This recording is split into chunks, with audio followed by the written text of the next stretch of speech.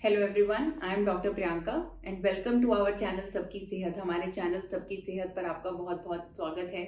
और आज मैं आपको बताना चाहूँगी हेडेक के बारे में। तो हमारी ओपीडी में 90% पेशेंट्स हेडेक यानी कि सर दर्द की कंप्लेंट लेकर आते हैं। तो आज हम उसी को डिस्कस करेंगे। आज हम माइग्रेन के बारे में डिस्कशन करेंगे। तो माइग्रेन क्या है? माइग्रेन एक काफ़ी कॉमन टाइप का हेडेक है। इसमें यूजुअली हाफ हेड में सिर दर्द होता है, एक तरफ सर के एक तरफ दर्द होता है जो आंखों से भी होकर सिर तक जा सकता है।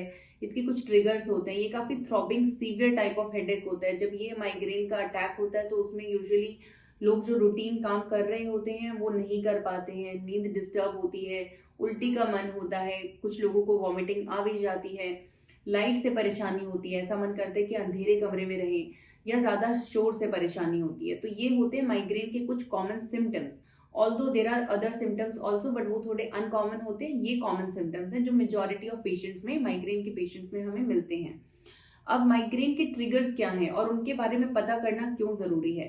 तो माइग्रेन के ट्रिगर्स होते हैं एक्सेसिव चाय, ज्यादा अमाउंट में चाय लेना, एक्सेसिव कॉफी, ज्यादा अमाउंट में कॉफी लेना, खाली पेट रहना, एम्प्टी स्टमक, ब्रेकफास्ट स्किप करना। बहुत बड़ी गलती होती है माइग्रेन पेशेंट्स की, ब्रेकफास्ट को स्किप करना या इवन ब्रेकफास्ट को लेट करना। Very big, very huge mistake, very big mistake. Don't do that. Breakfast को स्किप नहीं करना है। स्लीप डिप्राइवेशन, नींद की कमी, जब नींद की कमी होती है तो भी माइग्रेन का हेडेक मॉर्निंग में ट्रिगर होता है। स्ट्रेस, हमें पता है कि स्ट्रेस बहुत सारे चीजों का कारण होता है, उनमें से एक माइग्रेन भी है। तो stress triggers your headache if you are susceptible to migraine. अगर आपको माइग्रेन की शिकायत है या आपको कोई भी टेंशन टाइप हेडेक या कोई भी हेडेक होता है तो स्ट्रेस उस हेडेक को इंक्रीज करेगा, उसको ट्रिगर करेगा, उसको अफेक्ट करेगा। अब इन ट्रिगर्स का क्या किया जाए और हमें क्यों जरूरी है इनके बारे में पता करना? इनके बारे में पता करना इसलिए जरूरी है क्योंकि माइग्रेन का 50% ट्रीटमेंट इसी चीज में है कि हम ट्रिगर्स को अवॉइड करें। जैसे ही आप इनके ट्रिगर्स को अवॉइड करते हो, आपने उसका 50% मैनेजमेंट वही कर दिया है।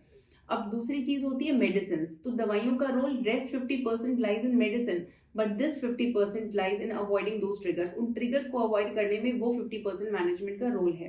तो ट्रिगर्स को अवॉइड करने में क्या करना चाहिए? पहला, चाय और कॉफी अगर ज्यादा कंज्यूम कर रहे हैं तो उसको ना करें।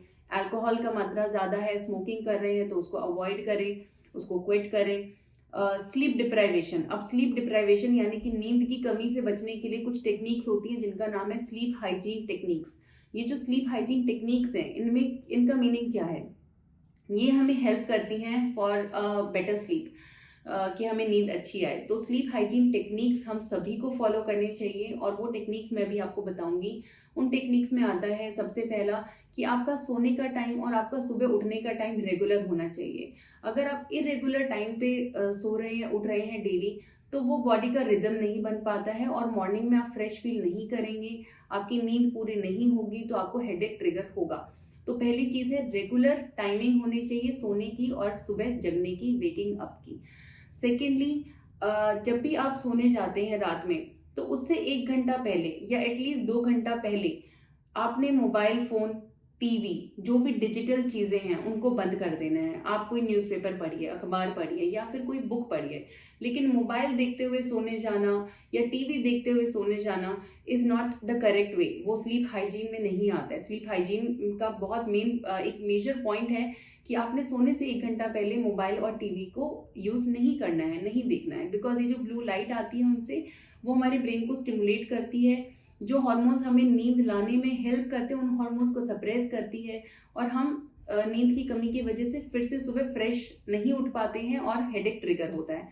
तो ये चीजें हैं जो आपने स्लीप हाइजीन टेक्निक में करना ही करना है। तीसरी चीज जो स्लीप हाइजीन में आती है वो है कि अगर आपको एक जगह बेड पर लेटकर नींद नहीं आई है फॉर अबाउट 20-30 मिनट्स, कि आप आधे घंटे से लेटे हुए नींद नहीं आई है, चेंज योर पोजिशन। आप किसी और रूम में चले जाएं, दूसरे रूम में जाकर वहां पर वही अखबार पढ़ना, बुक पढ़ना, ऐसा कुछ करें। और जैसे ही नींद आती है, go back to the room जिसमें कि आपको सोना है, वहां जाके आप आराम से सोएं। आपकी बॉडी को हैबिट होनी चाहिए कि इस जगह पर अगर मैं लेटा हूं तो अभी मुझे सोना है, राइट? एक बहुत इंपॉर्टेंट चीज होती है स्ट्रेस को कैसे अवॉइड करना है। अब स्ट्रेसफुल सिचुएशंस को अवॉइड नहीं किया जा सकता है, बट उन स्ट्रेसफुल सिचुएशन में हम कैसा रिएक्ट करते हैं उसको जरूर चेंज किया जा सकता है। और उसमें हेल्प करता है changing your focus, having new hobbies, कोई भी नई हॉबी, कोई भी नई चीज, जैसे कि पेंटिंग, गार्डनिंग, कोई भी नई चीज, joining yoga, joining a sport, कोई भी स्पोर्ट ज्वाइन करना है, मेडिटेशन, योगा, ये चीजें हैं जो आपको उसमें बहुत हेल्प करती हैं। फिर फिजिकल एक्सरसाइज हफ्ते में कम से कम 3 बार या फिर आइडियली रोजाना डेली, अगर आप मॉर्निंग या इवनिंग कभी भी 30 मिनट्स का फास्ट वॉक कर लेते हैं, that will be sufficient for you. अगर आप योगा जुम्बा नहीं कर पा रहे हैं, जिम नहीं जा पा रहे हैं, तो एटलीस्ट 30 मिनट का वॉक या एक्सरसाइज घर पे ही जरूर करें, और बाहर जाके वॉक जरूर करके आए 30 मिनट्स के लिए डेली, वो बहुत हेल्पफुल होता है। डाइटरी चेंजेस जो होते हैं माइग्रेन के लिए, उसमें एक ही सबसे इंपॉर्टेंट बात है, मैं उसी को आपको रिपीट करूंगी, कि आपने ब्रेकफास्ट स्किप नहीं करना है, आपने सुबह का खाना स्किप नहीं करना है, उसको टाइमली लेना है। सुबह 9 से 10 बजे से पहले पहले आपने ब्रेकफास्ट कर लेना है, अगर आपको हेडेक ट्रिगर्स होते हैं, और नहीं होते हैं तो भी, क्योंकि देखिए ब्रेकफास्ट स्किप करने से एक तो माइग्रेन ट्रिगर होता है, दूसरा हमारी इम्यूनिटी भी डाउन रहती है, बिकॉज हम पूरा दिन जा रहे हैं, वी विल गो आउट, हमें काम करना है, we will be meeting so many people, बाहर एनवायरनमेंट में इतने ऑर्गेनिजम्स हैं, इम्यूनिटी कहाँ से आएगी if we are empty stomach. अगर हमने सुबह का ही खाना स्किप कर दिया, we are empty stomach, we don't have anything to fight, right, हमारे पास एंटीबॉडीज नहीं है, हमारे पास इम्यूनिटी नहीं रहेगी। तो सुबह का खाना स्किप करना ना सिर्फ आपका हेडेक ट्रिगर करता है, बल्कि आपकी इम्यूनिटी को भी लो करता है। तो ये बहुत इंपॉर्टेंट चीजें हैं माइग्रेन के मैनेजमेंट में। जहाँ तक मेडिसिन का रोल है, तो medicine have a role, 50% role. अगर आपको ऐसा कोई भी हेडेक का इशू है, तो ये चीजें फॉलो करें, ये स्टेप जरूर फॉलो करें, avoiding triggers, maintaining your sleep hygiene maintain करें। और अगर फिर भी आपको इश्यू लग रहा है कि आपका हेडेक आपको बहुत ज्यादा परेशान कर रहा है, नहीं ठीक हो रहा है, देन मीट अ न्यूरोलॉजिस्ट। आप न्यूरोलॉजिस्ट से मिलें, डॉक्टर को बताएं, doctor will be able to examine you, और आपको अच्छे से बता पाएंगे कि क्या इश्यू है, क्या डायग्नोसिस है। और करेक्ट डायग्नोसिस अगर बन जाता है तो 50% ट्रीटमेंट तो वही हो जाता है। सो सबकी सेहत चैनल पर आने के लिए फिर से आपका बहुत बहुत थैंक यू। सब्सक्राइब करना ना भूलें।